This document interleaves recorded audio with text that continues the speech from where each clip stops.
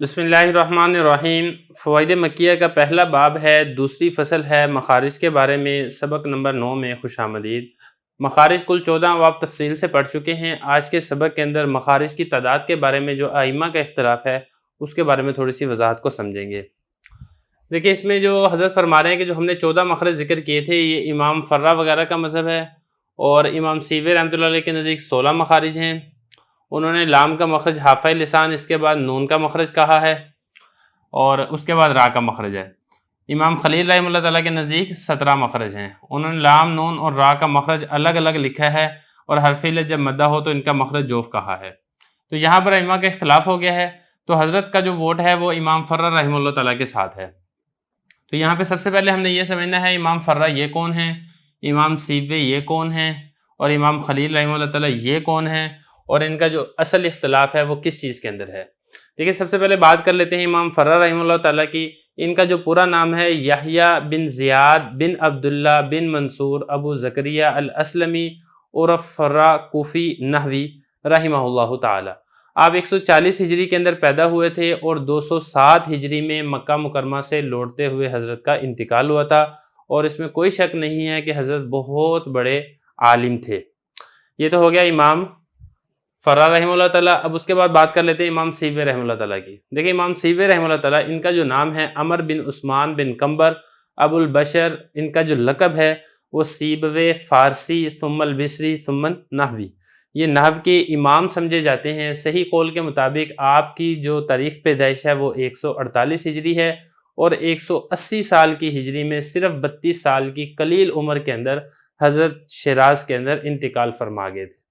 ये तो हो गया इमाम सीवे रहमतुल्लाह ताला। अब बात कर लेते हैं इमाम खलील रहमतुल्लाह ताला की। देखिए, जो इमाम खलील रहमतुल्लाह ताला है, इनका पूरा नाम है अबू अब्दुर्रहमान खलील बिन अहमद बिन अमर बिन तमीम अल बसरी अल फराहिदी अल नहवी अल मुकरी अल अज़दी रहमहुल्लाह ताला। आप नहव, उरूज़ और अदब के इमाम समझे जाते थे। 100 हिजरी के अंदर हज़रत पैदा हुए हैं, और 170 हिजरी में या 175 हिजरी में या 177 हिजरी में बसरा के अंदर हज़रत का इंतकाल हुआ है। तो मुख्तलिफ 3 कौल हैं इनकी तारीख़ वफ़ात के बारे में। तो ये हज़रत का थोड़ा सा मुख्तसर सा तारुफ़ है।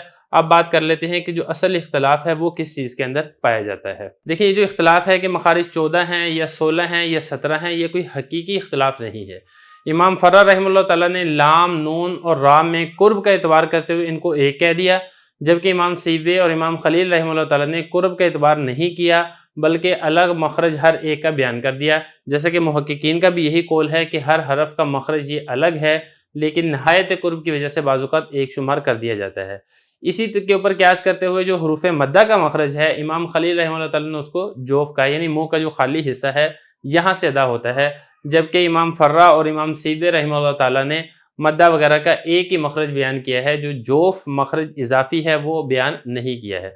उनका कहना यह है कि जो अलिफ है ये एक बिल्कुल हवाई हरफ है, इसमें जो आवाज़ का एतमाद किसी मुँह के किसी ख़ास हिस्से के ऊपर नहीं होता है, इसलिए इसके लिए अलग मखरज बयान करने की ज़रूरत नहीं है।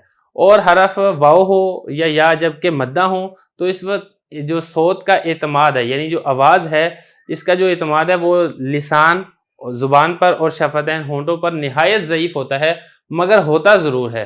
तो इसी वजह से, इसी ज़ोफ़ एतमाद की वजह से इन्होंने, इमाम फर्रा और इमाम सीवे रहमतुल्लाह ताला ने मद्दा और गैर मद्दा के मखरज के अंदर फ़र्क बयान नहीं किया है, लेकिन इमाम खलील रहमतुल्लाह ताला ने ज़ोफ़ व क़ुव्वत का लिहाज करते हुए इन दोनों के लिए अलग मखरज ज़ायद जोफ़ ज़िक्र कर दिया है। तो ये तो बात ही इनकी थोड़े से इख्तिलाफ़ के बारे में। लेकिन यहाँ पे जो असल चीज़ है ना, वो ये है कि हरूफ की अदायगी ये दुरुस्त हो। आप तमाम जितने भी तलबा को आप पढ़ाएँ, असातिज़ा के नाम से मेरी ख़ास तौर पे ये गुजारिश है कि तलबा को जब आप पढ़ाएँ तो उनसे तमाम हरूफ की अदायगी करवाएँ सही तरीके से। और अगर کسی اچھے ماہر اور مشاق قاری کی اس حوالے سے مدد لے لی جائے تو یہ بہت اچھا ہے، کیونکہ مقصد اس کے اندر پڑھانا نہیں ہے یا کتاب کو حل کرنا نہیں ہے، مقصد یہ تو ایک عملی چیز ہے، زبان سے ادائیگی اس کے سیکھنے کا یہ ضرورت ہوتی ہے۔ اس کے لیے ہماری آپ کو ایک اور پلے لسٹ بھی مل جائے گی ہمارے اسی کے اوپر ہی، جس کے اندر تجوید کورس کے نام سے ہمارے چینل کے اوپر موجود ہے۔ اس کے اندر ہم نے یہ سارے کے سارے جتنے مخارج ہیں وہ تفصیل کے ساتھ اور بہت احسن اور اچھے انداز کے اندر ہم نے وہاں پر ذکر کیے ہیں۔ تو اسی کے ساتھ یہ جو ہمارے مخارج سے متعلقہ یہ بحث اور فصل ہے یہ مکمل ہو چکی ہے۔ اس کے بعد ہم انشاءاللہ تیسری فصل کو شروع کریں گے۔